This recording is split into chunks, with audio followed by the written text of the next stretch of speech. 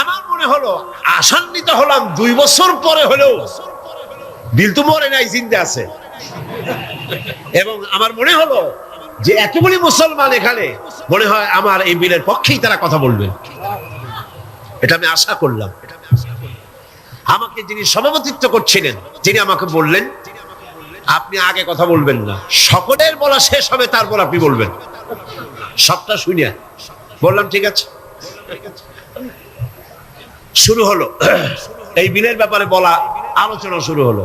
বিলের ব্যাপারে ফাইল তৈরি হয়েছে, এত বড় আমার কাছে ফাইল আছে। বিভিন্ন মন্ত্রণালয় মদ নিষিদ্ধ করলে, জুয়া নিষেধ করলে এই দেশের কি হবে এই ব্যাপারে তারা তাদের মন্তব্য দিয়েছে। মন্ত্রণালয়ের মন্তব্য, জাতিসংঘ কি ফতোয়া দিয়েছে তাও আছে, সার্ক এই ব্যাপারে কি ফতোয়া দিয়েছে তাও আছে। এত বড় ফাইল শুরু হলো। প্রথমেই অর্থ মন্ত্রণালয়, সভাপতি সাহেব বললেন আপনি বলেন এই বিলের ব্যাপারে। অর্থ মন্ত্রণালয় বলল, মাননীয় সভাপতি, যদি এই বিল কার্যকরী হয়, মদ যদি বন্ধ করে দেওয়া হয়, তাহলে আমার দেশ প্রতি বছর 28 কোটি টাকার রাজস্ব ইনকাম থেকে মাহরুম হয়ে যাবে। স্বাস্থ্য মন্ত্রণালয় বলল, মদ যদি না থাকে জনগণের স্বাস্থ্য শেষ।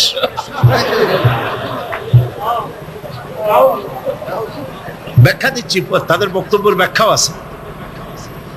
স্বরাষ্ট্র মন্ত্রণালয় বলল, মদ যদি বন্ধ হয়ে যায় উচ্ছৃঙ্খলতা বাড়বে, সন্ত্রাস বাড়বে, কারণ সুইপার, ডগ,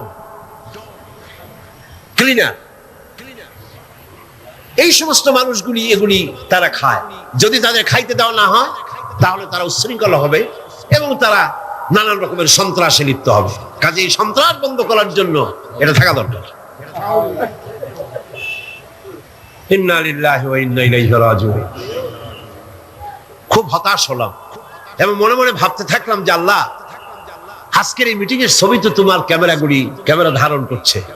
কিয়ামতের দিন এই লোকগুলি কি জবাব দেবে তোমার দরবারে? আমি তো আমার বাপের বিল নিয়ে হাজির হই নাই, আমার বাপের বিল তো নিয়ে হাজির হই নাই। এরপরে পররাষ্ট্র মন্ত্রণালয়ের পক্ষ থেকে বলা হলো, আমরা গরিব দেশ। যুক্তি দেখুন, আমরা গরিব দেশ, ডোনাররা আমাদেরকে সাহায্য দেয়, বিদেশি সাহায্যদাতারা, দাতা গোষ্ঠী, তারা আমার দেশে সাহায্য নিয়ে আসে। ওনাদেরকে যদি একটু মদুরা দিতে পারি তো দিলাম কি, একটু মেহমানদারি তো করা উচিত। এই মেহমানদারি না করতে পারলে আমরা তো সর্বনাশ হয়ে যাবে দেশ। সুতরাং এটা বন্ধ করার অর্থই হলো বিদেশি সাহায্য বন্ধ হয়ে যাওয়া। এইভাবে বিভিন্ন মন্ত্রণালয় বলতে লাগলেন আর আমি বসে বসে কুইনিয়ান গিলতে লাগলাম।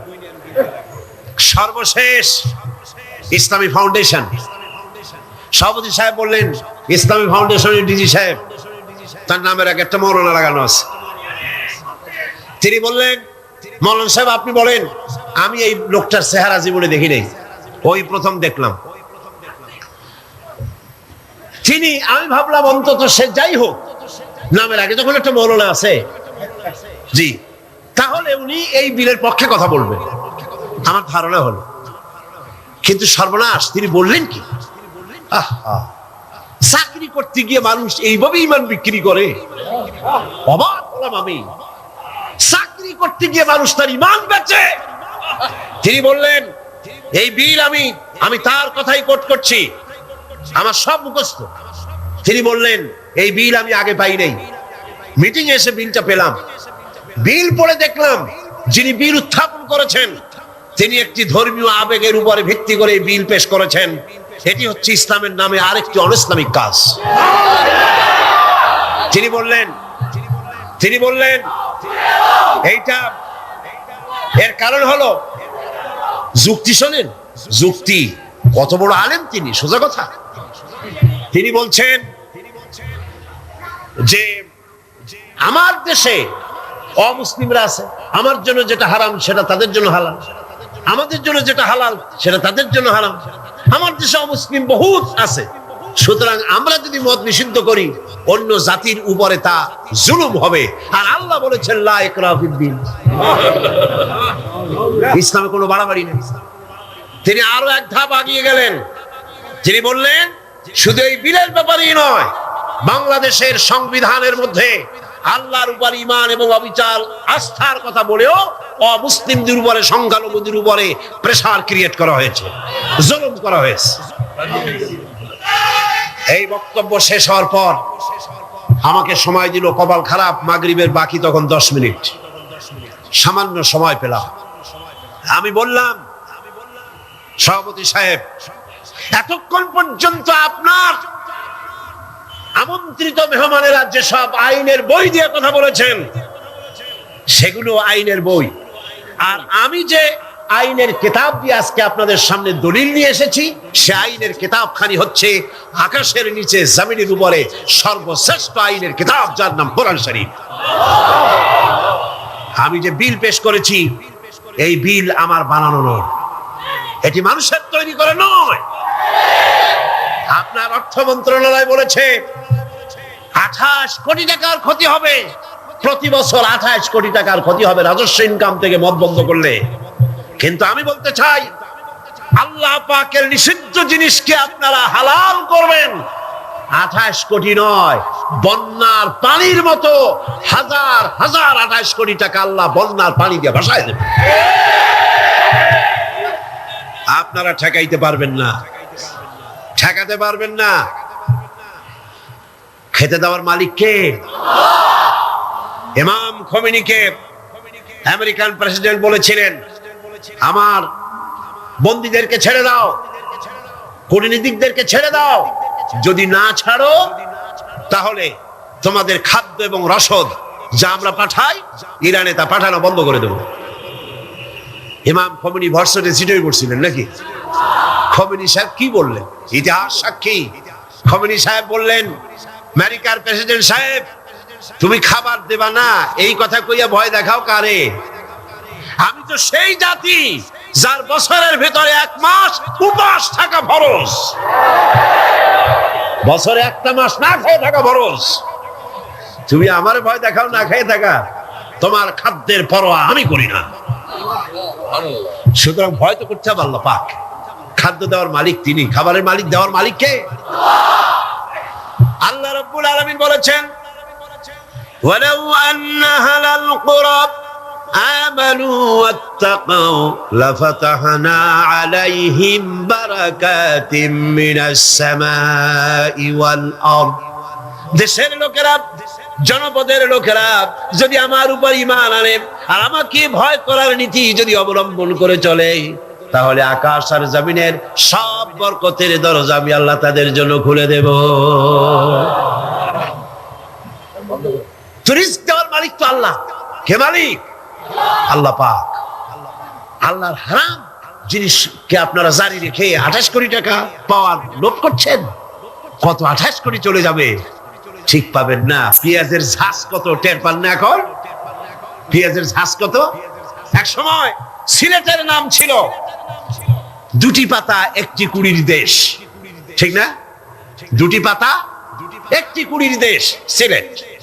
আর এখন 2টি কাঁচামরিচ 1টি পেঁয়াজের দেশ বাংলাদেশ। মানুষ যখন নিজের দাম বোঝে না, তখন আল্লাহ জিনিসের দাম বাড়ায় দেয়। দাম কার? পেঁয়াজের নাম আর কার দাম? মানুষের দাম।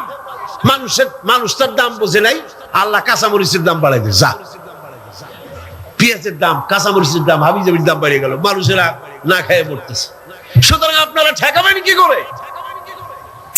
স্বরাষ্ট্র মন্ত্রণালয় উচ্ছৃঙ্খলতা বাড়বে, আশ্চর্য কথা। আল্লাহ বলছেন উচ্ছৃঙ্খলতা কমবে, আর আপনি বলতেছেন বেড়ে যাবে, কি আশ্চর্য কথা। স্বাস্থ্য মন্ত্রণালয় বলছে যে স্বাস্থ্য খারাপ, স্বাস্থ্য ভালো হবে মদ খাইলে, না খাইলে স্বাস্থ্য খারাপ হবে। রাসূলুল্লাহ বলেছেন মদ কোন ওষুধ নয়, মদ নিজেই ব্যাধি, এটা নিজেই রোগ। সুতরাং কথা হচ্ছে মেহমানদারি মদ দিয়া করা যাবে না। রাসূল কারীম সাল্লাল্লাহু আলাইহি ওয়াসাল্লামের কাছে মদ নিষিদ্ধ করোনা আয়াত যখন নাজিল হলো, এই আয়াত যেটা আমি পড়লাম, একজন সাহাবী এসে বললেন, হুজুর আমার কাছে কিছু মদ আছে, আমি এখন করবো। দেখেন, আমি সেইখানে সেই মিটিং এ বললাম, সেই সাহাবী জিজ্ঞেস করলেন, হুজুর আমি করবো কি? কোন ইহুদির হাদিয়া দিয়ে দেই? আল্লাহ নবী বললেন, মদ নিষিদ্ধকরণ আয়াত যখন নাজিল হয়ে গেছে, এখন এই মদ যদি কারো কাছে অবশিষ্ট থাকে, না তা খাওয়া যাবে, না তা হাদিয়া দেওয়া যাবে, না তা বিক্রি করা যাবে, রাস্তায় ফেলে দাও। ফেলে দেওয়া ছাড়া এর কোনো পথ নাই। আল্লাহ নিষিদ্ধ করা জিনিস হারাম, এই জিনিস দিয়ে মেহমানদারি করা জায়েজ নাই। এমন কি রাসূলুল্লাহ কথাও বলেছেন, আপনারা শুনে রাখুন, কোন অনুষ্ঠানে আপনি গেছেন, আপনি জানতেন না যে সেখানে মদ সার্ভ করা হবে, কিন্তু আপনি গিয়ে দেখলেন যে ওখানে মদ দেওয়া হচ্ছে। রাসূলুল্লাহ বলেছেন, আল্লাহ এবং পরকালের বিশ্বাস যদি কলিজার মধ্যে থাকে, ওই অনুষ্ঠান পরিত্যাগ করো, বেরিয়ে যাও। এই মদের অনুষ্ঠানে তুমি বসতো। সর্বশেষ বললাম, আজকে ফাউন্ডেশনের ডিজি তিনি বলছেন আশ্চর্য কথা, আমার দেশে মুসলিম আছে তাই কোরআনের আইন আমি চালু করব না, এটা তাদের উপরে জুলুম হবে। রাসূলুল্লাহর উপরে যখন এই আইন নাজিল হয়, তখন মক্কা মদিনায় ইহুদি খ্রিস্টান ছিল না, তো তাদের উপলক্ষ্য করে রাসূলুল্লাহ কি আইন বন্ধ করে রাখছিলেন? না, বরং বললেন সাহাবীরা, তখন তো মাইক ছিল না, রেডিও নাই, মাইক নাই, ফ্যাক্স নাই, পত্রপত্রিকা নাই, টেলেক্স নাই, টেলিভিশন নাই। হুজুর বললেন, যাও রাস্তায় রাস্তায় এই আয়াত চিল্লায় পড়ো। সাহাবায়ে কেরাম রাস্তায় নেমে গেলেন। এই আয়াত, ইন্নামাল খামরু ওয়াল মাইসিরু ওয়াল আনসাবু ওয়াল আজলামু রিজসুম মিন আমালিশ শাইতানি ফাজতানিবু। যাও পড়ো। সবাই চিল্লায় পড়তে লাগলেন। ইতিহাস সাক্ষী, তারা যখন তেলাওয়াত করতেছিলেন রাস্তায় রাস্তায়, যেই সব মুসলমান মদ পান করতেছিলেন, তখন যার হাতে মদের গ্লাস ছিল, কোরআনের আয়াত শুনে মদের গ্লাস নিক্ষেপ করলেন। যিনি গলায় নিয়েছিলেন, মুখে নিয়েছিলেন, কুড়ি করে ফেলে দিলেন। যিনি গিলেছিলেন, গলার মধ্যে আঙ্গুল দিয়ে বমি করে ফেলে দিলেন। যার ড্রামের ভিতরে, হাড়ির ভিতরে মদ ছিল, লাথি মেরে পাতিল ভেঙে দিল, আর মদ রাস্তাগুলি প্রবাহিত হয়ে গেল। শাসনতন্ত্র, আমার দেশের সংবিধানের ভিতরে আল্লাহর উপরে ঈমান এবং অবিচল আস্থার কথা বলা হয়েছে, সেইটাও নাকি অমুসলিমদের উপরে জুলুম করা হয়েছে। আমি জিজ্ঞেস করতে চাই, আমার দেশের হিন্দুরা আল্লাহকে অস্বীকার করে? হাসতে কনকান করে? আল্লাহ না বলুক, ভগবান তো বলে, ব্রহ্মা তো বলে, উপরওয়ালা তো বলে, ঈশ্বর তো বলে, বিধাতা তো বলে।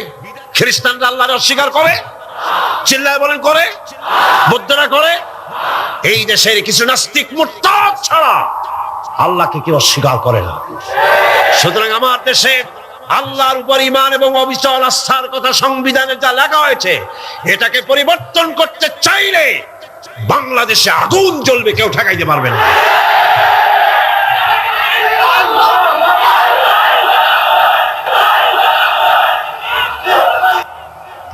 দুই বছর পর একবারের জন্য এটা উঠলো, আমি সব কথা বলতে পারলাম না, মাগরিবের আজান হয়ে গেল। আমাকে বলা হলো এই বিল আবার আরেকদিন আমরা মিটিং করব। সেদিন পার্লামেন্ট চলাকালীন সময় বিলের উপর রিপোর্ট দেওয়া হলো। আমি দাঁড়ায়া বিধি অনুযায়ী কথা বলতে চাইলাম, কথা বলতে পারলাম না, কথা বলতে দেওয়া হলো না। যাই হোক, সেটা ভিন্ন কথা। আল্লাহ পাকের কাছে ছেড়ে দিয়েছি। আমরা চাই পৃথিবীর দ্বিতীয় বৃহত্তম মুসলিম দেশ বাংলাদেশ, এখানে মদ এবং জুয়া নিষিদ্ধ ঘোষণা করা হোক। আপনারা চান কিনা? চান কিনা? চান কিনা? আল্লাহ রাব্বুল আলামিন বলছেন, যেটাই হলো সফলতার মানদণ্ড। দুনিয়ার চৌহদ্দির ভিতরে এই সফলতা নির্ভর করে না। সূরা হজে বলা হয়েছে, ইয়া আইয়ুহাল্লাযীনা আমানু রুকউ ওয়াসজুদু ওয়া'বুদু রাব্বাকুম ওয়াফআলুল খায়রা লাআল্লাকুম তুফলিহুন। হে বিশ্বাসীরা, রুকু করো, তোমরা রুকু এবং সিজদা করো, আর নিজের রবের বন্দেগী করো, নেক কাজ করো। এই কাজগুলি করলে তোমরা সফল কাম হতে পারবে। সফলতার মানদণ্ড এখানেই আল্লাহর হুকুম, আল্লাহর আনুগত্যের সামনে নিজের মাথা নত করে দেওয়ার মধ্যেই এটার মধ্যেই রয়েছে সফলতা। আল্লাহ পাক সেই কামিয়াবি দুনিয়া এবং আখিরাতে আমাদেরকে দান করুন। আমরা বলি আমিন, আমরা বলি আমিন। এর ফলে আল্লাহ পাক আরেকটি গুরুত্বপূর্ণ কথা সামনে বলছেন। আল্লাহর কথা সবই গুরুত্বপূর্ণ। আল্লাহর কথা কি? সবই গুরুত্বপূর্ণ। আল্লাহ পাক বলেন, وَمِنَ النَّاسِ مَن يَشْتَرِي لَهْوَ الْحَدِيثِ لِيُضِلَّ عَن سَبِيلِ اللَّهِ بِغَيْرِ عِلْمٍ وَيَتَّخِذَهَا هُزُوًا أُولَئِكَ لَهُمْ عَذَابٌ مُهِينٌ। লোকেদের মধ্যে এমন লোক আছে যারা মনোমুগ্ধকর কথা কিনে আনে জ্ঞান ছাড়াই, আল্লাহর পথ থেকে মানুষকে ফিরায় রাখার জন্য। ওয়াত্তাখিযাহা হুজুয়া, আর আল্লাহর পথে মানুষ যেন চলতে না পারে সেই জন্য এই পথকে তারা হাসি এবং ঠাট্টা বিদ্রুপ করে। উলাইকা লাহুম আযাবুম মুহিন, এদের জন্য রয়েছে লাঞ্ছনাকর শাস্তি। আর কি? وَإِذَا تُتْلَى عَلَيْهِ آيَاتُنَا وَلَّى مُسْتَكْبِرًا كَأَن لَّمْ يَسْمَعْهَا كَأَنَّ فِي أُذُنَيْهِ وَقْرًا فَبَشِّرْهُ بِعَذَابٍ أَلِيمٍ। আর যখন তাকে আমার আয়াত তেলাওয়াত করে শোনানো হয়, সে দর্প ভরে অ্যাবাউট টার্ন করে, দর্প পরে পিঠ ফিরায় চলে যায়। কাল্লাম ইয়াসমাহা, যেমন সে শুনতেই পায় নাই। কান্না ফি উযনাইহি ওয়াকরা, যেন সে বধির কালা, আমার কথা যেন শুনিই নাই, এমনই অবস্থা। এই লাহওয়াল হাদিস, এই জিনিসটাকে এটা বুঝতে হবে। এই মুহূর্তে সবচাইতে জরুরি কথা লাহওয়াল হাদিস। এগুলো হচ্ছে একদিকে আল্লাহর পক্ষ থেকে পথ নির্দেশনা আসছে, অনুগ্রহ আসছে, সেটার নাম হচ্ছে, সেটা দিয়ে লোকেরা লাভবান হচ্ছে, তার নাম কিতাব কোরআন শরীফ। তার নাম কি? কোরআন শরীফ। অন্যদিকে ওই সব সৌভাগ্যবান ব্যক্তির পাশাপাশি এমন দুর্ভাগা লোকেরাও রয়েছে যারা আল্লাহর আয়াতের মোকাবেলায় ভিন্ন পদ্ধতি গ্রহণ করেছে। সেটা কি? তারা বিভিন্ন মনোমুগ্ধকর কথা বিভিন্ন জায়গা থেকে আমদানি করেছে।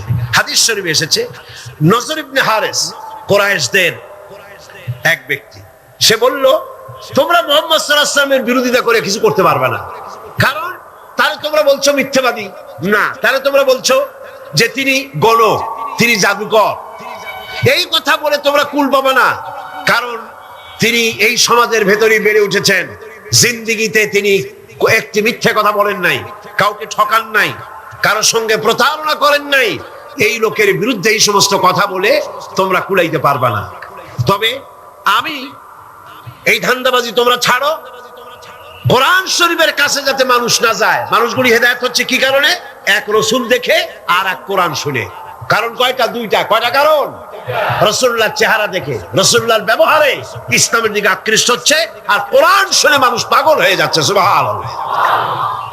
নবীজি যখন তেলাওয়াত করতেছেন, কাফের বেঈমানেরা চতুর্দিক থেকে দাঁড়ায় যাচ্ছে।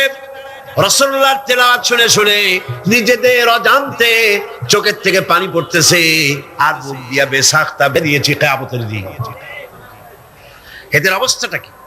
আল্লাহ বলেন, এদের অবস্থা হচ্ছে, وَإِذَا تُتْلَى عَلَيْهِ آيَاتُنَا وَلَّى مُسْتَكْبِرًا كَأَن لَّمْ يَسْمَعْهَا كَأَنَّ فِي أُذُنَيْهِ وَقْرًا। এদেরকে যখন আল্লাহর আয়াত তেলাওয়াত করে শোনানো হয়, দর্প পরে পিঠ ফিরায় চলে যায়, আমল দিতে চায় না। আল্লাহ বলেন, এমন ভাবে অহংকারে ফিরে যায়, কান্না ফি উযনাইহি ওয়াকরা, মনে হয় যেন কানা, বধির, শুনি নাই। ফাবাশশিরহু বিআযাবিন আলীম, এদেরকে কঠিন শাস্তির সুসংবাদ দাও। কঠিন শাস্তির কি দাও? কঠিন শাস্তির কি সুসংবাদ হয়? কি হয়? দুঃসংবাদ। আল্লাহ বলছেন কি? সুসংবাদ। এটা একটা দৃষ্টান্ত দিলে আপনারা বুঝবেন। আমি মাঝে মধ্যে এটা দৃষ্টান্ত দিয়ে এভাবে বুঝাই। ছেলে যদি মায় কন্ট্রোল করতে না পারে, খুব দুষ্ট ছেলে, মায় কন্ট্রোল করতে পারে না, মা তখন বলে, আমার কথা তো শুনলি না, দাঁড়া, অপেক্ষা কর, তোর বাবা আসবে, আমি তার কাছে বলবো। এমন পিঠটি লাগাবে তখন মজা টের পাবি। পিটাইলে কি মজা লাগে নাকি? তাহলে এটা বলছে গেল শাস্তির তীব্রতা বুঝাবার জন্য। সেই জন্য আল্লাহ পাক বলছেন ফাবাশশিরহু, এদেরকে সুসংবাদ শোনাও, পীড়াদায়ক যন্ত্রণাদায়ক শাস্তিদের জন্য রয়েছে যারা ইসলামের পথে বাধা দেয় আর ইসলামকে দিয়ে যারা ঠাট্টা বিদ্রুপ করে। মরিয়া দেখো, তারপরে টের পাবা। এখন তো কিছু আল্লাহ কমে না, আল্লাহ খুব আল্লাহ ধৈর্য আমাদের চাইতে কম না বেশি? সুবহানাল্লাহ, সুবহানাল্লাহ, কোন সুবহানাল্লাহ। চিন্তা করা যায়, আল্লাহ যদি আমাদের মতো এরকমের বদমেজাজি হইতেন, মেজাজ খারাপ হইতো, কবে ভাঙ্গে চুরে সব শেষ করে ভালাইতো। আল্লাহর কত ধৈর্য, সুবহানাল্লাহ, কত ধৈর্য। আল্লাহ অপেক্ষা করতেছেন, সময় দিচ্ছেন। ওয়ায়ামুদ্দুহুম ফি তুগয়ানিহিম ইয়ামাহুন, আল্লাহ পাক সার্কাসদেরকে, সীমা লঙ্ঘনকারীদেরকে ঢিল দিচ্ছেন, কর যদ্দুর পারিস কর। তারপরে যখন প্রান্ত সীমায় চলে যায়, এরপর আল্লাহ পাক ধরেন, আর যখন ধরে তখন ছাড়াই নিতে পারে এমন ক্ষমতা পৃথিবীর কারো। আল্লাহ পাক বলছেন ইন্নাল্লাযীনা আমানু ওয়া আমিলুস সালিহাতি লাহুম জান্নাতুন নাঈম খালিদিনা ফিহা ওয়াদাল্লাহি হাক্কান ওয়া হুয়াল আজিজুল হাকীম। নিশ্চয়ই যারা ঈমান এনেছে, আমলে সালেহ করেছে, তাদের জন্য রয়েছে নিয়ামতে পরিপূর্ণ জান্নাত। সুবহানাল্লাহ। গালাগালি সহ্য করো, তোমরা গালাগালি সহ্য করো, মার সহ্য করো, অত্যাচার সহ্য করো, জুলম সহ্য করো, আর নিজেদের কদমকে মজবুত করো, দ্বীনকে প্রতিষ্ঠার পথে এগিয়ে যাও। আল্লাহ পাক বলছেন আমি তোমাদের জন্য নিয়ামতে পরিপূর্ণ জান্নাত রেখেছি, ওদের জন্য দুনিয়া, তোমাদের জন্য জান্নাত। সুবহানাল্লাহ। হুনাইনের যুদ্ধ থেকে, হুনাইনের জিহাদ থেকে রাসূলুল্লাহ যখন ফিরতেছিলেন, ফেরার পথে গনিমতের মালগুলি ভাগ করতেছিলেন, গনিমতের মাল ভাগ করছিলেন, তখন মক্কা শরীফ থেকে যে সমস্ত মুসলমানরা এসেছিলেন তাদেরকে রাসূলুল্লাহ বেশি দিলেন, ছাগল বেশি দিলেন, গনিমতের মাল ছাগল বেশি দিলেন, উট বেশি দিলেন, আর আনসারদেরকে কম দিলেন। হযরত সাদ রাদিয়াল্লাহু তাআলা আনহু, যিনি আনসারদের নেতা ছিলেন, যিনি রাসূলুল্লাহকে বললেন হুজুর বন্টন যা করলেন এতে কিন্তু আনসারেরা একটু নারাজ হয়ে গিয়েছে, তারাই বেশি স্যাক্রিফাইস করলো, অথচ গনিমতের মাল তারা কম পেয়ে গেল। হুজুর বললেন তোমার মত কি? কয় আমিও ওই রকমই, অর্থাৎ ওইটাই সমর্থন করি, আমাদেরকে একটু বেশি দাও। অস্ত্র দিয়ে, চরিত্রের অস্ত্র দিয়ে, ঈমানের অস্ত্র দিয়ে এদের মোকাবেলা করব, আর ইনশাআল্লাহ বাংলার জমিনে দ্বীন প্রতিষ্ঠা আমরা করব ইনশাআল্লাহ। আল্লাহ পাক বলছেন এইভাবে যারা ঈমান আনবে, আমলে সালেহ করবে, ওদের জন্য জান্নাতুন নাঈম, নিয়ামতে পরিপূর্ণ জান্নাত দেব, খালিদিনা ফিহা, ওর মধ্যে তারা চিরকাল থাকবে, ওয়াদাল্লাহি হাক্কান, আল্লাহর প্রতিশ্রুতি অকাট। আল্লাহ ওয়াদা খেলাপ করে না, করলেন কেন? আসতে বললেন কেন? আল্লাহ ওয়াদা খেলাপ করে কখনো? অকাট্য প্রতিশ্রুতি। শেষে গিয়ে বলছেন ওয়াহুয়াল আজিজুল হাকীম, তিনি প্রজ্ঞাময় এবং পরাক্রমশীল। তিনি যে ওয়াদা করেন সেই ওয়াদা পালনের পথে বাধা সৃষ্টি করতে পারে এমন ক্ষমতা আকাশেও নাই, জমিনেও নাই। আল্লাহ রাব্বুল আলামিন আমাদেরকে সেই আল্লাহর পথে ঈমান এনে চলার তৌফিক দান করুন বলি আমিন। মুনাজাতের জন্য দাঁড়ানো ভাইরা বসুন, যত লোক দাঁড়ানো আছেন সবাই বসুন। রাস্তা দিয়েছেন মরুভূমির ভিতরে, যে রব্বুল আলামিন পথের নিশানা তৈরি করে দিলেন, যেখানে গভর্নমেন্ট রাস্তা বানাতে পারে না, মরুভূমির ভিতরে যিনি পথের নিশানা বানালেন মানুষ যেন না হারায়, যে আল্লাহ রাব্বুল আলামিন দুর্গম পাহাড়ের ভিতরে গিরিপথ তৈরি করে দিলেন মানুষ যেন হারায় না যায়। সমুদ্রের ভেতরে নাবিকরা দিনের বেলায় সূর্যের আলো দেখে পথ চলে, রাতের আধারে সে যেন গভীর সমুদ্রের ভিতরে হারায় না যায়। আল্লাহ তাই আকাশের ভিতরে তারকা মণ্ডলী খচিত করে রেখেছেন। সমুদ্রের নাবিকেরা, জাহাজের নাবিকেরা তারকা দেখে দেখে পথ নির্ণয় করে নেন। যে মাবুদ রাস্তা বানালেন জঙ্গলের ভিতরে, পাহাড়িয়া এলাকার ভিতরে, যে মহান প্রভু রাস্তা বানালেন, নিশানা বানালেন, মরুভূমির ভিতরে যিনি রাস্তা দেখায় দিলেন, গভীর সমুদ্রের ভেতরে সেই আল্লাহ রাব্বুল আলামিন। আমরা দুনিয়ার বুকে মানুষেরা অন্ধকারে মরবো, রাস্তা হবে না, এমনটি তো হতেই পারে না। আল্লাহ রাব্বুল আলামিন আমাদের জন্য রাস্তা বানাইছেন। মহান আল্লাহ রাব্বুল আলামিন বলেন, وعلى الله قصد السبيل ومنها جائر।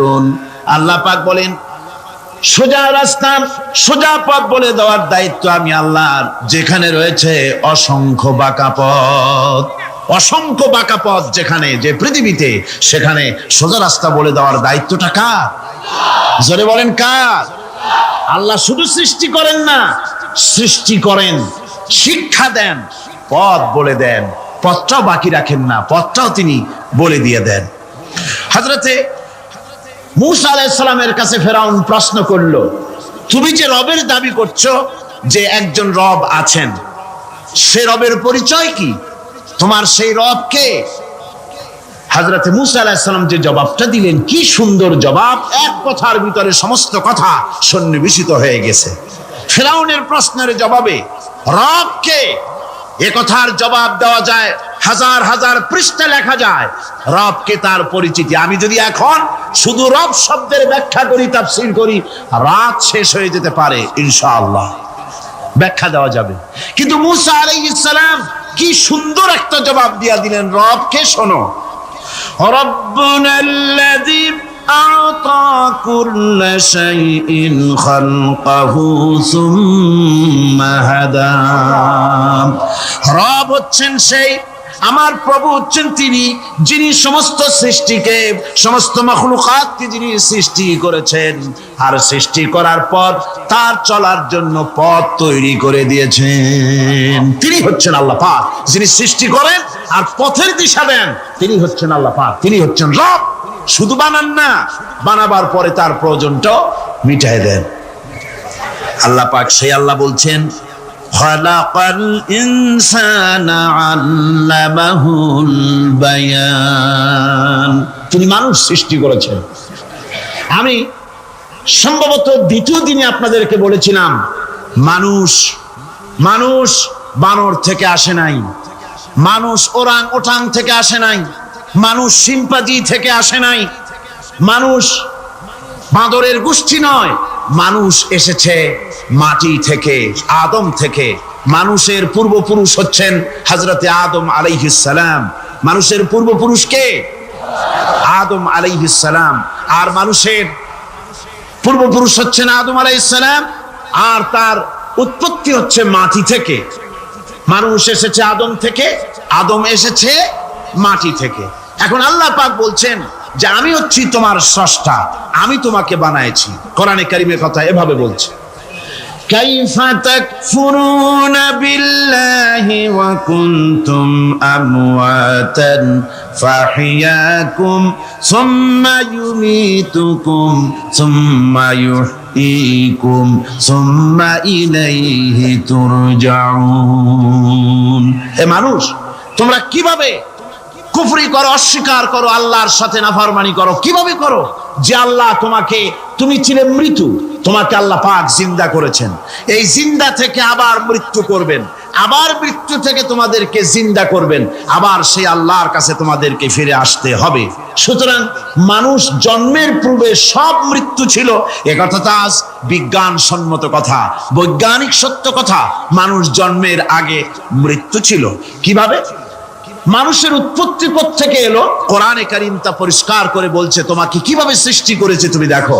সন্তান মায়ের জরায়ুতে আসার পূর্বে সে ছিল পিতার শুক্রকীট আর মায়ের ডিম্বাণু, অর্থাৎ স্পার্মটোজন এবং ওভাম, এই দুটি জিনিসের মধ্যে সে বিভক্ত ছিল। মায়ের বক্ষপিঞ্জর এবং পিতার পৃষ্ঠদেশ থেকে সবেগে নির্গত এক ফোঁটা পানি দিয়ে আমি আল্লাহ পাক তোমাকে সৃষ্টি করেছি। কোরআনে কারীম বলছে, হাল আতা আলাল ইনসানি হিনুম মিনাদ দাহরি লাম ইয়াকুন শাইআম মাযকুরা। মানুষের জীবনে কি এমন এক সময় এসেছিল না যখন সে উল্লেখযোগ্য বিষয় বস্তু হিসাবে পরিগণিত ছিল না?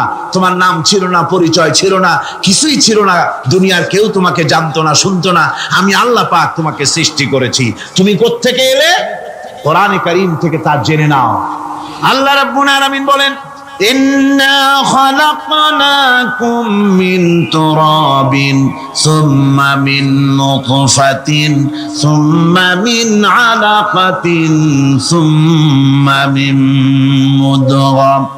আমি রাব্বুল আলামিন তোমাকে সৃষ্টি করেছি, মাটির উপাদান দিয়ে তৈরি করলাম। মা বাপের, পুরুষের স্পার্মটোজেন আর মহিলাদের ওভাম দুটোতে মিলে মায়ের গর্ভের ভিতরে নাপাক পানি ফোটাকে জমাট রক্তে পরিণত করে দিলাম।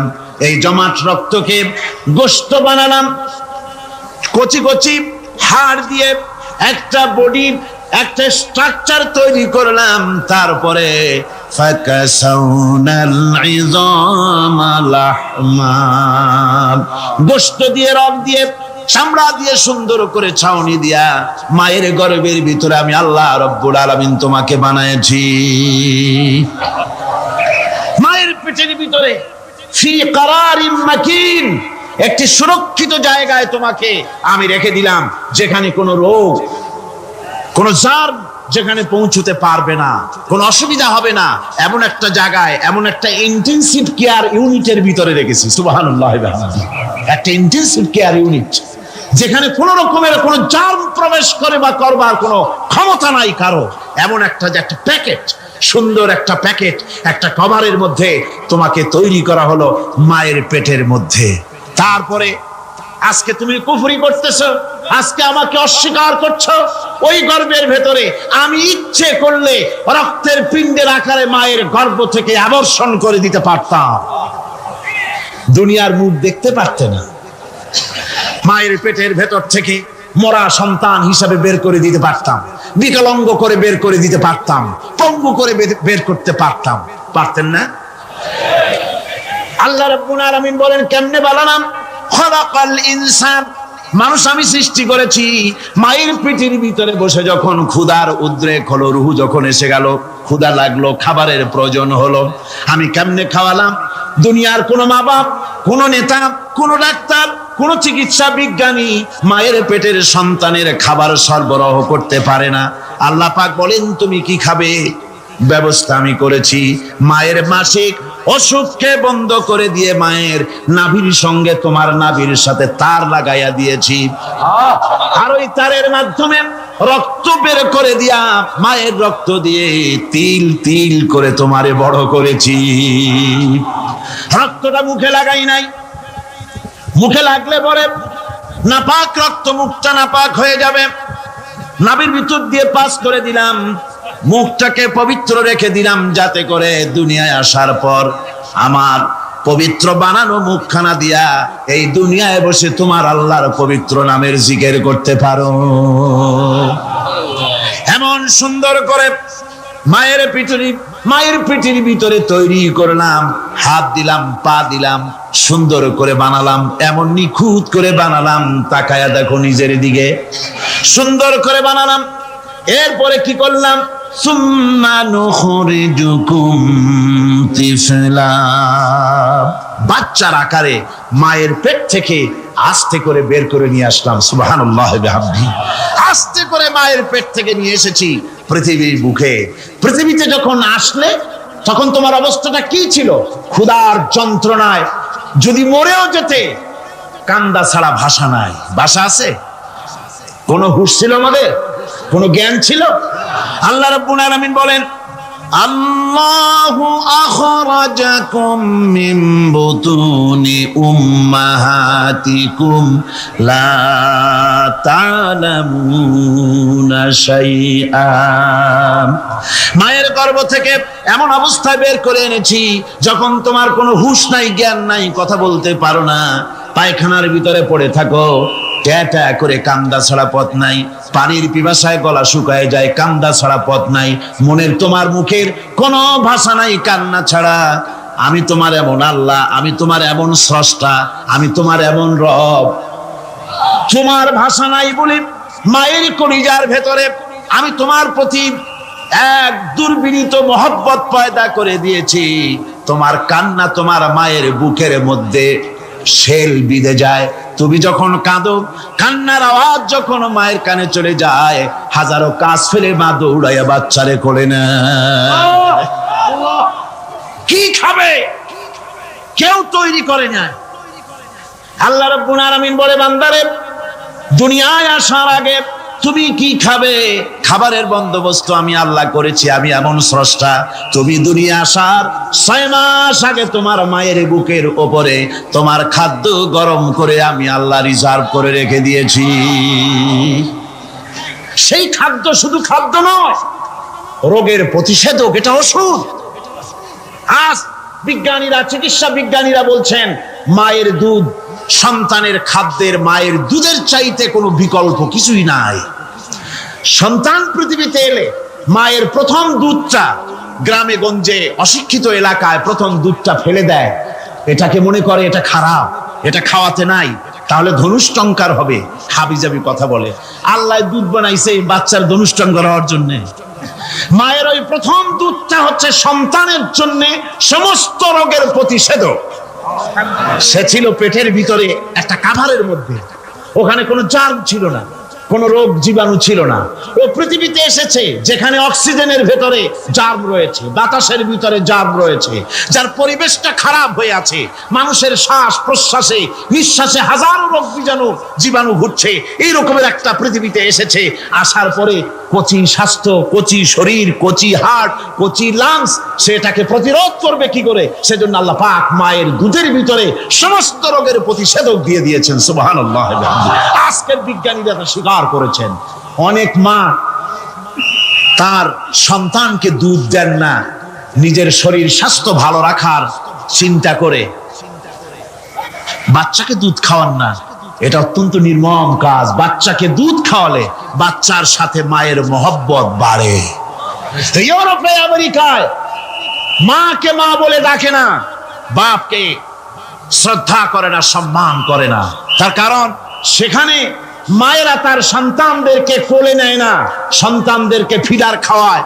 আর আমি নিজের চোখে দেখেছি মায়েরা ইউরোপে, আমেরিকায় যখন শপিং এ আসে, তখন রাস্তায় যখন আসে, তখন ওই পুশ চেয়ার গুলিতে বাচ্চাকে শোয়াইয়া বাচ্চা এভাবে পুশ চেয়ারে করে ঠেলে নিয়ে যায়, আর কুত্তার বাচ্চাগুলি কোলে করে ঘুরে বেড়ায়। কুত্তার বাচ্চা কোলে নেয়, নিজের বাচ্চা পুশ চেয়ারে করে ঠেলে। সেই জন্য মায়ের প্রতি সন্তানের মহব্বত হয় না, সন্তানেরও মায়ের প্রতি কোনো শ্রদ্ধা জাগে না। আল্লাহর কি ব্যবস্থা! মায়ের কলিজার মধ্যে মহব্বত পয়দা করে দিয়েছেন আল্লাহ পাক। মায়ের বুকের দুধের ভিতরে আল্লাহ রাব্বুল আলামিন, আল্লাহ পাক বলছেন, আমি মানুষ সৃষ্টি করেছি আর তার সমস্ত প্রয়োজন মিটিয়েছি, তার খাবারের সব প্রয়োজন মিটিয়ে দিয়েছি। দুধটাকে ঘন করি নাই, হজম করতে পারবে না বলে ওই দুধটা সামান্য পাতলা করে দিয়েছি, ওর ভিতরে সামান্য মিষ্টি দিয়েছি।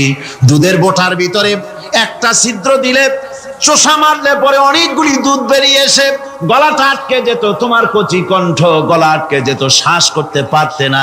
এজন্য মায়ের স্তনের বোটার ভিতরে সূক্ষ্ম সূক্ষ্ম 32টা ছিদ্র করে আস্তে করে দুধ বার করে তোমার জীবন আমি বাঁচাইছি। খালাকাল ইনসান, মানুষ সৃষ্টি করেছি আমি আল্লাহ পাক। সুতরাং যে আল্লাহ পাক এ মানুষ সৃষ্টি করলেন আর মায়ের কলিজার ভিতরে মহব্বত পয়দা করে দিলেন, সে আল্লাহ পাক বলছেন, খবরদার ওই মাকেও যেন আবার ভুলে যেও না।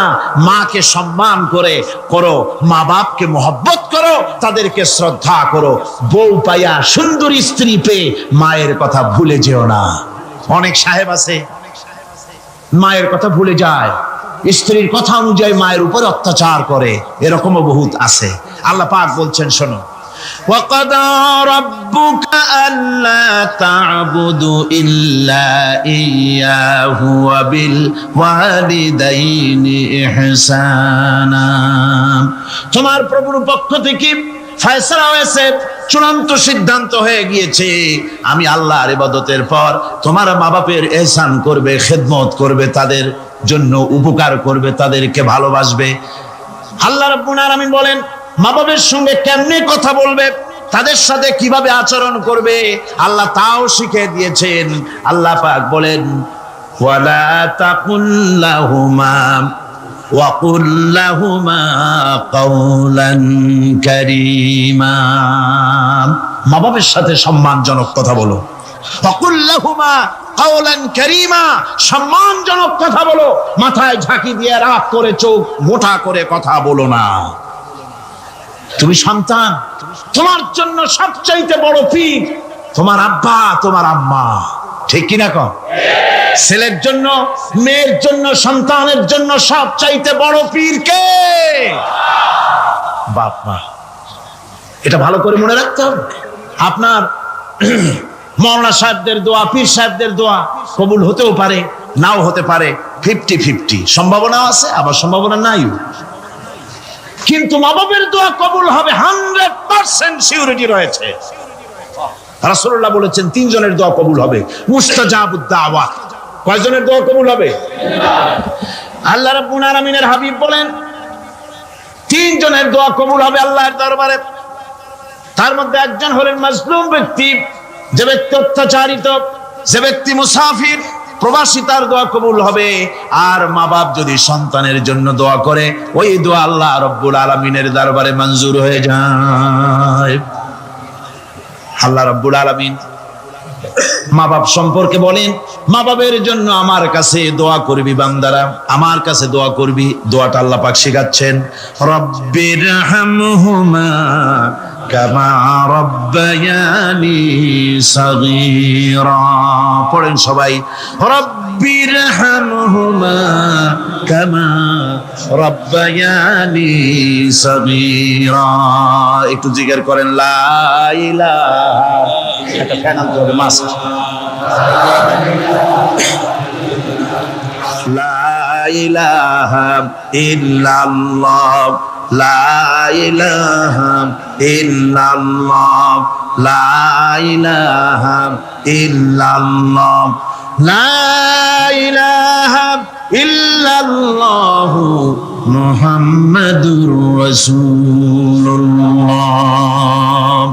আমার ভাইরা, আল্লাহ পাক শিখাচ্ছেন, বান্দা তোর মা বাপের জন্য আমার কাছে দোয়া কর। আয় আল্লাহ রব, আয় আমার প্রভু, আমার মা বাপ যেমন ছোটবেলায় আমাকে স্নেহের কোলে লালন পালন করেছে, আয় আমার আল্লাহ তুমি আমার মা বাপকে তোমার রহমতের কোলে লালন পালন করো।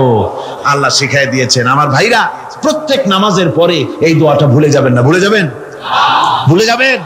আমার ভাইরা, আমার বোনেরা, সবাই প্রত্যেক নামাজের পরে পড়বেন, রব্বির হামহুমা কামা রাব্বায়ানি সাগীরা। এই দোয়া করতে কেউ ভুলে যাবেন না। আল্লাহ রাব্বুল আলামিন বলে, বান্দারে, ওয়া ওয়াসাইনাল ইনসানা বিওয়ালিদাইহি ইহসানা হামালাতুহু উম্মুহু কুরহা ওয়া ওয়াদাতুহু কুরহা। আল্লাহ পাক বলেন, আমি পৃথিবীর সমস্ত মানব মণ্ডলীকে উপদেশ দিয়েছি, মা বাপকে সম্মান করো, শ্রদ্ধা করো, তাদের উপকার করো। তার কারণ হলো তোমার মা তোমাকে গর্ভে ধারণ করেছে অত্যন্ত কষ্টের সাথে। আল্লাহ বলতেছেন, মা তোমাকে গর্ভ ধারণ করেছে অত্যন্ত কষ্টের সাথে, এরপরে তোমাকে ডেলিভারি করেছেন অত্যন্ত কষ্টের সাথে, তোমাকে ডেলিভারি করেছেন। আমার ভাইয়েরা, জনাব অধ্যাপক মফিজুর রহমান সাহেব আমাকে বলছেন যে মাহফিলের চতুর্দিকে তার কাছে, ওনাদের কাছে রিপোর্ট এসেছে, এক শ্বাসরুদ্ধকর পরিবেশ সৃষ্টি হয়ে গিয়েছে। মহিলাদের ভেতরে 3 জন নাকি সেন্সলেস হয়ে পড়েছেন, এত প্রচন্ড ভিড় হয়েছে সেখানে। আমি আপনারা দোয়া করুন, আল্লাহ যেন এই মাহফিলকে সুন্দর রূপে পরিচালিত করে দেন, রহমতের হাওয়া যেন বহায় দেন। জোরে কোন আমিন, আরো জোরে কোন আমিন। আমি দেখতে পাচ্ছি আপনারা ঠাসাঠাসি করে বসেছেন, তারপরেও আল্লাহ পাক কোরআন শরীফে বলেছেন, তোমরা যদি অপর ভাইকে একটু জায়গা করে দাও, নিজের জায়গা কম করে, আল্লাহ বেহেশতের মধ্যে তোমার জায়গা বাড়াই দিবেন। আল্লাহ পাক কোরআন শরীফে বলেছেন। আমি সমস্ত মুসলমান, একজনও দাঁড়াবেন না, এক বান্দাও দাঁড়াবেন না। বসা অবস্থায় আপনারা সামনের দিকে চেপে আসেন, এই মঞ্চের দিকে বসা অবস্থায় সমস্ত মানুষ নড়ে চড়ে বসেন, হরকতে বরকত হবে, নড়ে চড়ে বসেন। আর এই ফাঁকে দাঁড়াবেন না, খবরদার। বসা অবস্থায় মঞ্চের দিকে চেপে আসেন আর জোরে সোরে মহব্বতের সাথে জিকির করেন লা ইলাহা ইল্লাল্লাহ। গভীর রাত্রে মানুষ সব ঘুমায় যায়, গর্ভবতী মা ঘুমাতে পারে না, সন্তান পেটের ভিতরে হাঁটু দিয়া গুতা মেরেছে, পা দিয়া লাথি মেরেছে। মা চরম শীতের রাত্রে, প্রচন্ড শীতের রাতে গায়ের লেপটা সরায় দিয়া মা একবার দাঁড়ায় আর একবার বসে, একবার দেওয়ালের সাথে হেলান দিয়া দাঁড়ায়, কষ্ট করে রাতটারে কাটায় দেয়। আবার সারাদিন সংসারের জন্য কাজ করেছেন, রান্না বান্না করেছেন, মা সকলকে খাওয়াইয়া মা শেষের দিকে খেতে গেছেন। যখন নিজে খেতে গেলেন, খাবারের ক্ষুধা নিয়ে, পেট ক্ষুধা নিয়ে খেতে বসেছেন, পেটের ভিতরে সন্তান লাথি মেরেছে, পেটের মধ্যে ঘুষা মেরেছে, হাঁটু দিয়া গুতা মেরেছে, ভরা পেটে পেটের ভিতরে সন্তান গুতা মারলো হাঁটু দিয়া, মাথা দিয়া। মা ক্ষুধা রয়েছে পেটে, খেতে পারলেন না, বেদনা শুরু হয়েছে। খাবারের থালাটা ঠেলে দিয়ে মা দাঁড়ালেন, বসলেন, চোখের পানি ফেললেন। এভাবে করে মা একটা দুইটা দিন নয়, 10টি মাস পর্যন্ত সন্তানটাকে পেটের মধ্যে নিয়ে, একটা জীবিত মানুষ আর একটা জীবিত সন্তান পেটের মধ্যে নিয়ে নড়াচড়া করছেন, চলাফেরা করছেন। কিতাবের মধ্যে এসেছে রাতের বেলায় মা যে ঘুমাতে পারেন না, সন্তানের নড়াচড়ার কারণে রাতভর ইবাদত করলে যত সওয়াব পাওয়া যেত, আল্লাহ ওই সওয়াব মায়ের আমলনামায় লিখে দেন। সন্তান পেটে থাকার কারণে খেতে পারে না, পেট ভরে ক্ষুধায় কষ্ট পায় মা। এই জন্যে 10 মাস ধরে রোজা রাখলে যে সওয়াব হতো, আল্লাহ রাব্বুল আলামিন মায়ের আমলনামায় রোজার সওয়াব লিখে দেন। 10 মাস পুরে গেল, সন্তান ডেলিভারির সময় চলে এলো। মায়ের মন বিমর্ষ, সন্তান ডেলিভারি হবে, না জানি মরে যায় নাকি, না জানি অপারেশন লাগে নাকি, কি অবস্থা হবে। মা খেতে পারে না, মুখটা শুকায়া যায়।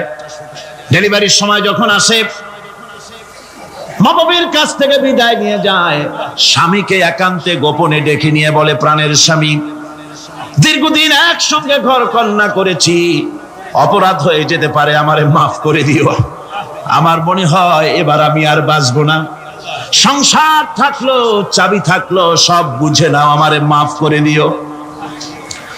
মা চলে গেল সতিকা গৃহে, ক্লিনিকে চলে গেল, অপারেশন থিয়েটারে চলে গেল, অথবা ডেলিভারির জায়গায় চলে গেল। ডেলিভারি পেইন শুরু হয়ে গেল, বেদনা শুরু হয়ে গেল।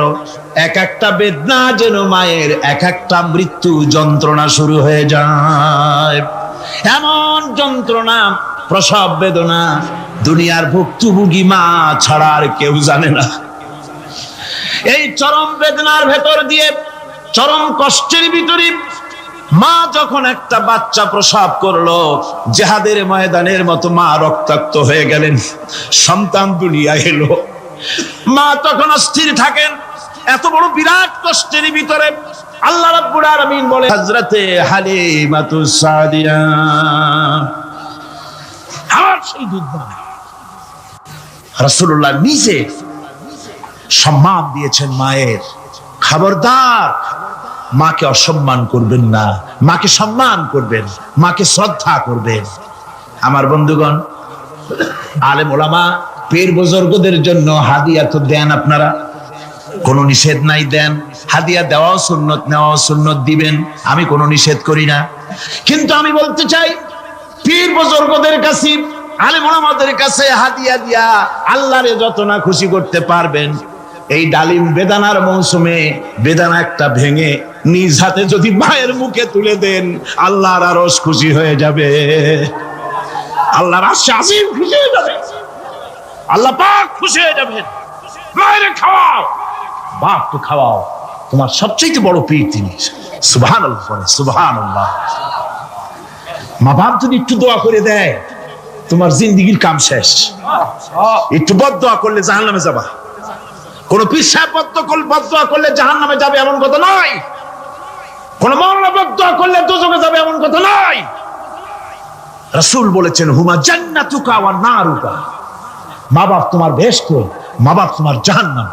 মা বাপ যদি অসন্তুষ্ট হয় দুজকে যাবি, আর মা বাপ যদি খুশি আল্লাহর জান্নাতে চলে যাবে। সুবহানাল্লাহ, সুবহানাল্লাহ, সুবহানাল্লাহ। মায়ের পায়ের তলে তোর বেস্ট। আমরা পুরুষ, আমাদের গত বছরও বলেছি, আমরা পুরুষ, আমাদের পায়ের তলে জুতা। আমাদের পায়ের তলে কি? শুধু জুতা। আর আমার মা, আমার মায়ের জাতি যারা এই প্যান্ডেলে বসে আছেন, আমার মায়েরা বোনেরা, মায়ের জাতি যারা পৃথিবীতে, মায়ের জাতির পায়ের তলে আল্লাহর বেহেশত। সুবহানাল্লাহ। নারীর মর্যাদা ইসলাম দেয় নাই, কে দিয়েছে? আল্লাহ দিয়েছেন, আল্লাহর রাসূল দিয়েছেন। আমার বন্ধুগণ, হযরত বাইজিদ বুস্তামি, ছোট্ট বাচ্চা ছেলে, গভীর রাত্রে মা অসুস্থ, পানির পিপাসায় জেগে উঠেছেন। বাবারে, পিপাসায় শেষ হয়ে গেলাম, পানি দাও। ছেলে ঘরের ভিতরে পানি না পেয়ে বাইরে দৌড়াদৌড়ি করলেন। অনেক দূর থেকে পানি নিয়ে এসে দেখেন মা ঘুমায় গেছেন। পানি নিয়ে দাঁড়ানো পৌষ মাস, মাঘ মাসের শীতের রাত, ফজরের সময় মায়ের ঘুম ভেঙে গেল। তাকিয়ে দেখেন বাইজিদ দাঁড়ানো, হাতে পানি থরথর করে কাঁপছে। জিজ্ঞাসা করে, বাইজিদ তুমি দাঁড়ানো কেন? ছোট্ট বাচ্চা বলে, মা পানি চেয়েছিলে তুমি গভীর রাত্রে, পানি ঘরে ছিল না, অনেক দূর থেকে আনতে হয়েছে। মা বলছে, ঘুমাও নাই কেন গ্লাস থুইয়া? বাচ্চা বলে, ঘুমাই নাই। তুমি যদি আবার পানি চাও, সময় মতো যদি দিতে না পারি, মা তোমার কষ্ট হবে। এই জন্য ফজর পর্যন্ত আমি দাঁড়ায় আছি, কখন তুমি পানি চাও। মা হাতের থেকে পানি নিয়ে পান করলেন। বাইজিদকে বিছানার উপরে আরাম করে কম্বল দিয়ে ঘুম পড়াইয়া দিলেন। হযরত বাইজিদের মা উযু করে ফজরের নামাজ পড়ে সিজদায় চলে গেলেন। চিৎকার মেরে কেঁদে বলেন, আমার রব, আমার আল্লাহ, আমি আমার বাইজিদের মা, আমি মা হয়ে বাইজিদের জন্য দোয়া করি। বাইজিদ আমার জন্য আজকে যা করেছে, আমি মা, আমার কলিজা ঠান্ডা হয়ে গেছে। হায় আল্লাহ, আমি বাইজিদের জন্য দোয়া করি, তুমি তাকে সুলতানুল আরিফিন বানাইয়া দিও। মঞ্জুর হয়ে গেল আল্লাহ পাকের কাছে দোয়া। আমার ভাইরা, আল্লাহ পাক বলছেন, খবরদার, আমার ইবাদতের পরে মা বাপ, আল্লাহর ইবাদতের পরে কারা? মা বাপ। মা বাপকে সম্মান করো, শ্রদ্ধা করো, মোহাব্বত করো, কিসমত খুলে যাবে, কিসমত খুলে যাবে। মা বাপকে সম্মান করো। হযরত আবু হুরায়রা রাদিয়াল্লাহু তাআলা আনহু রাসূলের সামনে এসে কাঁদতেছেন। হুজুর বলছেন, আবু হুরায়রা কাঁদো কেন? কাঁদো কেন? রাতের বেলা কাঁদো কেন? হযরত আবু হুরায়রা বলছেন, হুজুর আমাকে মা মেরেছেন। হুজুর বলছেন, মা মারলো কেন? কোন অপরাধ করেছো? কোন গোস্তাখি করেছো? আবু হুরায়রা বলছেন, না হুজুর, কোন গোস্তাখি করি নাই, তবে মারলো কেন? হযরত আবু হুরায়রা বলছেন, হুজুর আমি আপনার দরবার থেকে ফিরতে রাত হয়ে গিয়েছিল। মা জিজ্ঞেস করলেন, আবু হুরায়রা এত রাত্রে কোথায় ছিলি? বললাম, আমি ছিলাম যে কদম চুমতে পারলে দুনিয়া ধন্য হয়, সেই দরবারে নববীর কদম মোবারক থেকে আসতে আমার দেরি হয়েছে। আমার মা মুশরিকা, আপনার নাম শুনে তার গায়ে আগুন জ্বলে উঠলো, আমাকে ধরে মারা আরম্ভ করলো। বলল, হয় আমার বাড়ি ছাড়বি, আর না হয় মুহাম্মদ সাল্লাল্লাহু আলাইহি ওয়াসাল্লামের দরবার ছাড়বি। আমি বললাম, আমার মা, তুমি বুড়ি মানুষ, তোমার গায়ে যত শক্তি আছে সমস্ত শক্তি দিয়ে আমারে পিটাও, আমারে মারো। মারতে মারতে আমাকে বাড়ি থেকে তুমি বের করে দাও। তোমার বাড়ি শুদ্ধ, তাম দুনিয়া ছেড়ে দিতে পারি, আল্লাহর নবীর কদম মোবারক ছেড়ে দিতে পারি না। হুজুর, আমার মা আমাকে গলা ধাক্কা দিয়ে বের করে দিয়েছেন। হুজুর বলছেন, আবু হুরায়রা, তোমার মা তোমাকে মেরেছে, তুমি আমার কাছে নালিশ করছো? আমার তো এখানে ইন্টারফেয়ার করার কিছুই নেই। সুবহানাল্লাহ, সুবহানাল্লাহ। মা তোমাকে মেরেছে, এখানে আমার করার কিচ্ছু নাই। বিশ্ব নবী বলছেন, এত বড় পাওয়ারফুল নবী, লেজিসলেটিভ পাওয়ার, সারে আল্লাহ তাকে বানিয়েছেন শরীয়ত প্রণেতা। কোরআন শরীফ, কোরআন শরীফে শুধু হালাল ও হারামের,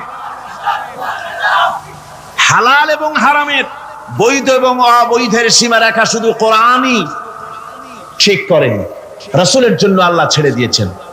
আল্লাহ রাসূলও হারাম, হালাল এবং হারামের বৈধতা অবৈধতার সীমারেখা নির্ধারণ করেছেন। এত বড় ক্ষমতা তার। এত বড় পাওয়ারফুল বিশ্বনবী, তিনি বলছেন মা মেরেছে, আমার করার কিছু নাই। চিন্তা করেন কত বড় কথা, এ কথা লোড কত। হযরত আবু হুরায়রা বলেন, ইয়া রাসূলুল্লাহ, মা মাকে মেরেছেন, আমি আল্লাহর নবীর কাছে মায়ের বিরুদ্ধে নালিশ করতে আসি নাই। বললেন, কেন এসেছো? হযরত আবু হুরায়রা বলেন, হুজুর এসেছি একটা কারণে। আমি জানি আল্লাহ নবী যদি আল্লাহর দরবারে হাত উঠায়া কোনো জিনিস বলে, আল্লাহ রাব্বুল আলামিন সঙ্গে সঙ্গে মঞ্জুর করে নেন। হুজুর আমি এসেছি, মেহেরবানি করে দোয়া করুন আমার মাকে যেন আল্লাহ হেদায়েত নসিব করে দেন। আল্লাহ নবী হাত উঁচু করে বললেন, আল্লাহুম্মা হিদি উম্মা আবি হুরায়রা, আয় আল্লাহ আমি দোয়া করি আবু হুরায়রার মাকে তুমি হেদায়েত নসিব করে দাও। রাসূলুল্লাহ দোয়া করছেন আর আবু হুরায়রা সমানে দৌড়াচ্ছেন। তিনি দৌড়াচ্ছেন, পিছন থেকে কয়েকজনে আবু হুরায়রার জামা টেনে ধরেছে, দৌড়ো। তাদের জানা আবু হুরায়রা খুব ভদ্রলোক মানুষ, কোনো ঝড় ঝামেলার মধ্যে থাকে না, রাগ শাক করে না, চিৎকার মারে না, দৌড় মারে না, এত ভদ্র শরীর, দৌড়ায় কেন? না জানি কোন বিপদ বুঝি ঘটে গেছে। পিছন থেকে জামা টেনে ধরে বলে, দৌড়াও কেন? হযরত আবু হুরায়রা জামা সাহাবীর হাত থেকে ছিনায় নিয়ে বলেন, জামা ছেড়ে দাও, আমাকে দৌড়াতে দাও। আমি দৌড়াইয়া বাড়ি যে দেখতে চাই, আমি দৌড়াইয়া আগে আমার বাড়ি পৌঁছতে পারলাম না, আমি যাওয়ার আগে আমার আল্লাহর নবীর দোয়া আমার বাড়ি পৌঁছে গেছে, আমি এইটা দেখতে চাই। হযরত আবু হুরায়রা বাড়িতে গিয়ে দরজা নক করলেন, ভেতর থেকে আওয়াজ এলো, কে? হযরত আবু হুরায়রা বলেন, মা আমি তোমার আবু হুরায়রা ফিরে এসেছি। মা বলছেন, বাবা অপেক্ষা করো, দরজা খুলতেছি। হযরত আবু হুরায়রা বলেন, মায়ের গলার আওয়াজের ভিতরে শিরকিয়াতের কর্কশতা পেলাম না, মায়ের গলার আওয়াজের ভিতরে তাওহীদের গন্ধ পেলাম। আমার মনে হলো তীর নিক্ষিপ্ত তীর তার নিশানায় পৌঁছে গেছে। কিছুক্ষণ পর মা আমার বেরিয়ে এলেন, মাথা থেকে চুলের থেকে বুড়ি মানুষ, সাদা চুলের ভিতর থেকে পানি পড়তেছে। মা বলল, বাবারে তোমারে মারার পর আমি বড় অনুতপ্ত হয়েছি, অনুশোচনা করেছি, আমি গোসল করেছি, মনে মনে ভাবলাম আমার ছেলে তো কোনো খারাপ জায়গায় যায় নাই, কেন তারে মারলাম? আমি বড় লজ্জায় পড়েছি তোমারে মেরে।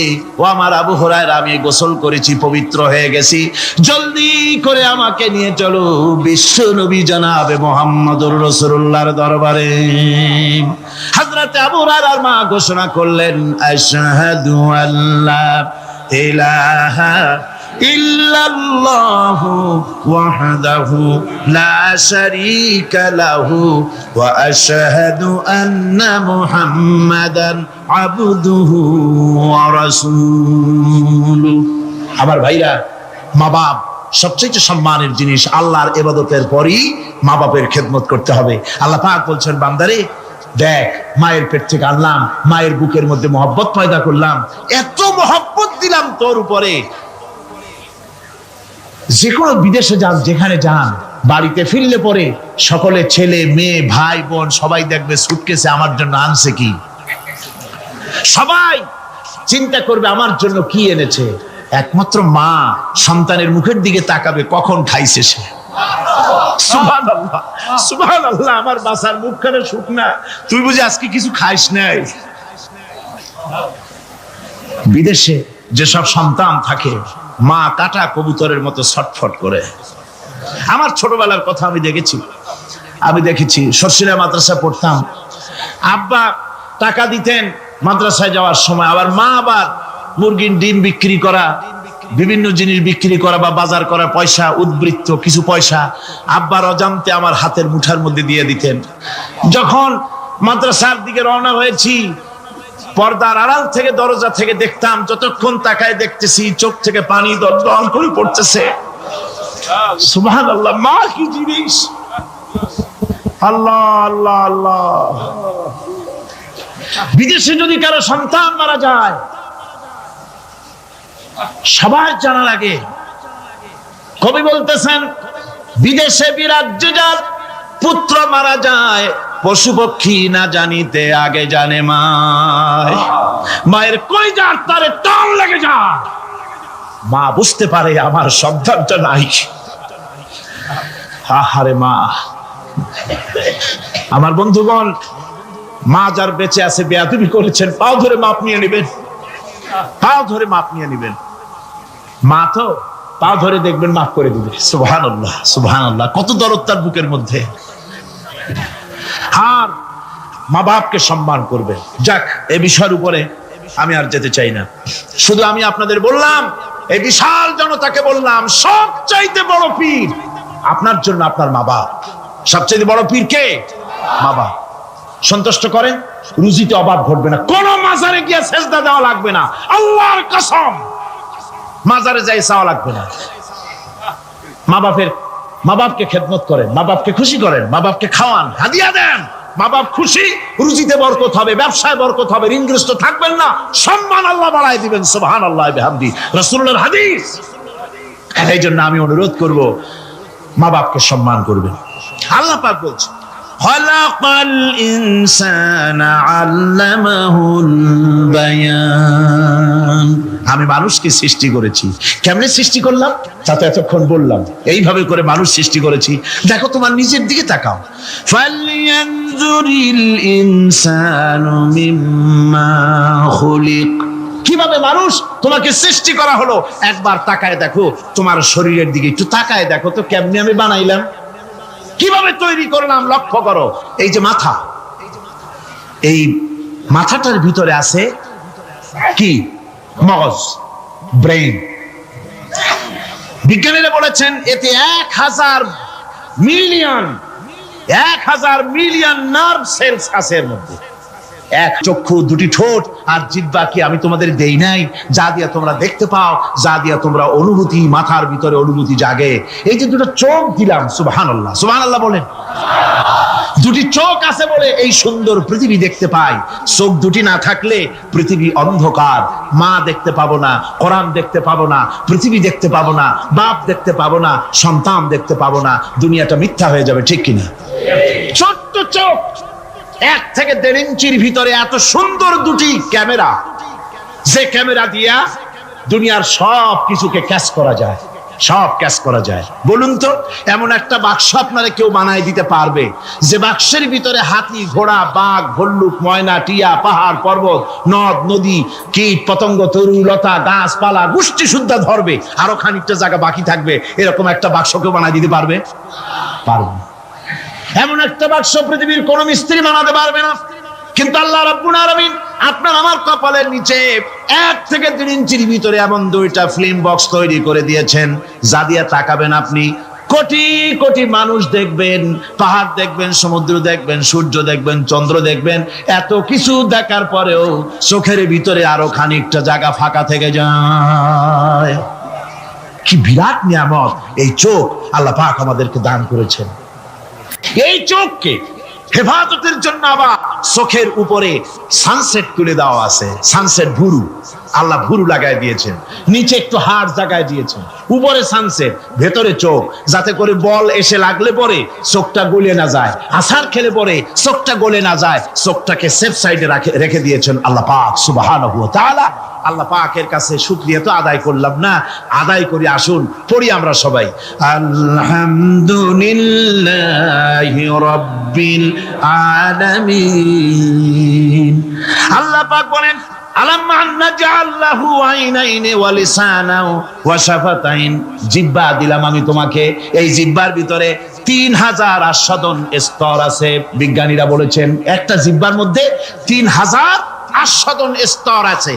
প্রত্যেকটা স্তরের সাথে মস্তিষ্কের সাথে তার লাগানো আছে। জিহ্বায় সব জিনিসের টেস্ট নেবেন, আর তার অনুভূতি, তার স্বাদটা ওখানে টের পাবে মস্তিষ্কের ভেতরে। এই জিহ্বা আল্লাহ পাক দান করে দিলেন মুখের মধ্যে। সুবহানাল্লাহি বিহামদিহি। সব রকমের স্বাদ পান না একরকম? জিলাপির স্বাদ একরকম, রসগোল্লার স্বাদ আর এক রকম, ছানার স্বাদ আর এক রকম, বেলের স্বাদ একরকম, তালের স্বাদ আর এক রকম, মুরগির স্বাদ একরকম, খাসির স্বাদ আর এক রকম, লোট্টা ফিশের স্বাদ একরকম, শুটকির স্বাদ আর এক রকম, কোরাল মাছের স্বাদ আর এক রকম, শাকের স্বাদ আর এক রকম। হাজার হাজার খাদ্য দ্রব্যের স্বাদ এক জিহ্বা দিয়ে আল্লাহ রাব্বুল আলামিন নেওয়ার তৌফিক দিলেন। খালাকাল ইনসান, কি সুন্দর করে মানুষ বানালাম, দেখিস না, শুকরিয়া আদায় করিস না, এগুলি দেখবি আর শুকরিয়া আদায় করবি কি সুন্দর করে আমি আল্লাহ তোমাকে সৃষ্টি করেছি।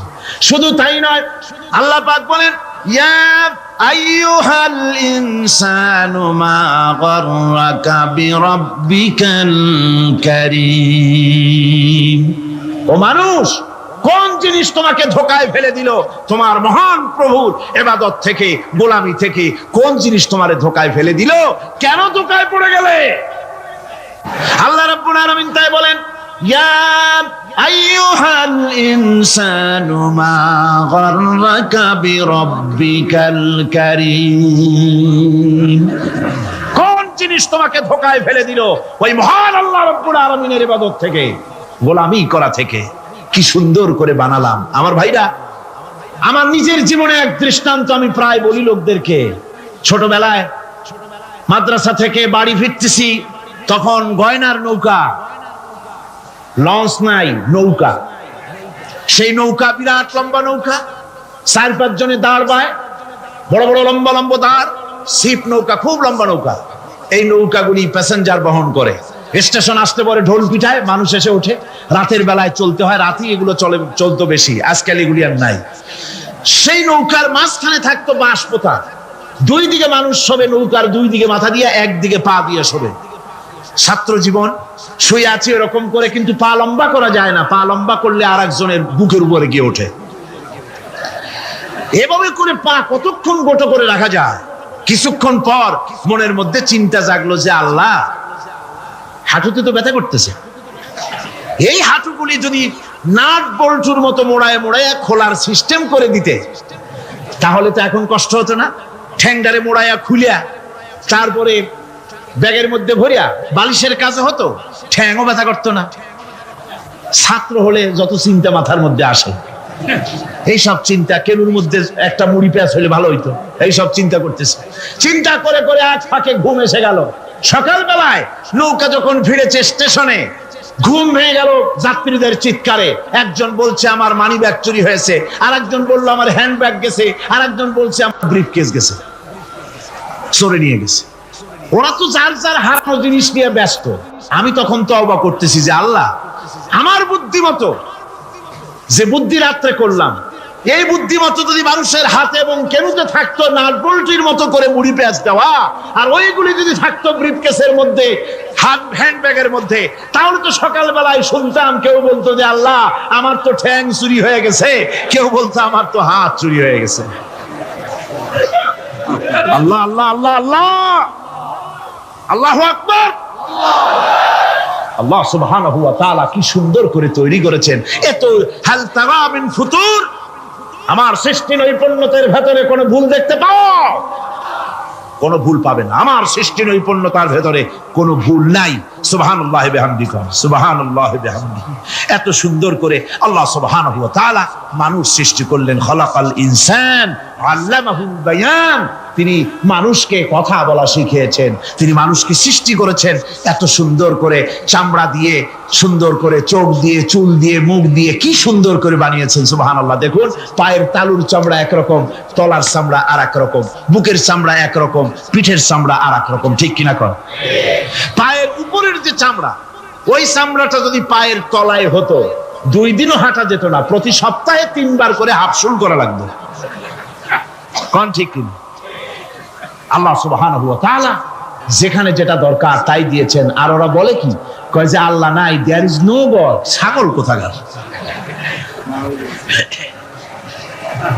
গ্যাগারিন বলেছেন, ইউরি গ্যাগারিন প্রথম মহাশূন্যচারী, মহাশূন্য পরিভ্রমণ করে এসে বললেন যে মহাশূন্যের লক্ষ লক্ষ মাইল পরিভ্রমণ করে এলাম।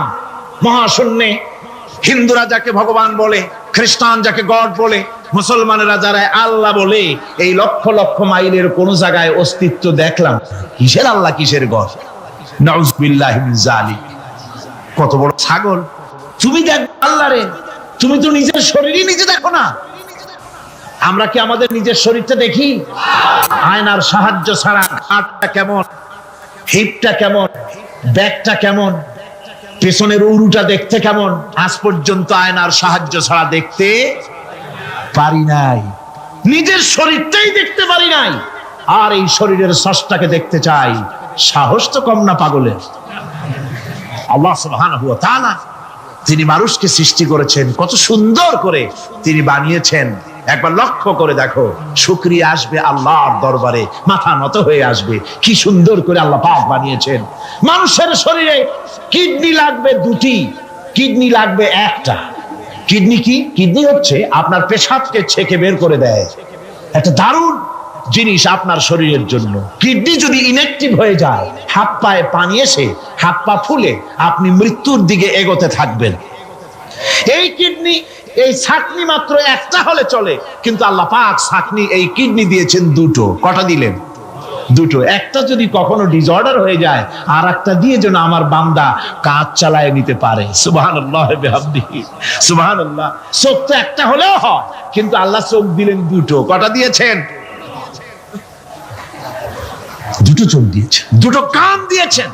আমি অবাক হয়ে গিয়েছি যখন আমার ছেলের চিকিৎসা চলতেছিল সিঙ্গাপুর মাউন্ট এলিজাবেথ হসপিটালে। 7টা অপারেশন হয়েছে। আমার ছেলে কারিবুল মত, একেবারে মৃত্যুর দুয়ারে চলে গিয়েছিল। 7টি অপারেশন, 40 ব্যাগ রক্ত লেগেছে। 2.5 ফিট তার ইন্টেস্টাইন কেটে ফেলেছে, 2.5 ফিট খাদ্যনালী কেটে ফেলে দিয়েছে। আমি ডাক্তারকে জিজ্ঞেস করলাম, সার্জনকে, 2.5 ফিট তার খাদ্যনালী তুমি কেটে ফেললে, তা আমার এই ছেলে খেয়ে হজম করবে কি করে? তার খাওয়াটায় প্রবলেম হবে না? ডাক্তার আমাকে যা বলল, শোনা মাত্র আমার চোখে পানি এসে গেল। ডাক্তার বলল, তুমি জানো না, আমি তো মাত্র 2.5 ফিট কেটেছি। তোমার স্রষ্টা, এই পৃথিবীর স্রষ্টা মানুষ যিনি সৃষ্টি করেছেন, প্রত্যেক মানুষের পেটের ভিতরে এই খাদ্যনালীকে রব্বুল আলামিন 22 ফিট লম্বা করেছেন। 22 ফিট লম্বা আছে এটা। আমি তো মাত্র 2.5 ফিট কেটেছি। কোন প্রয়োজনে যদি কাটতে কাটতে আরো কাটা হয়, 10 ফিটও কাটা হয়,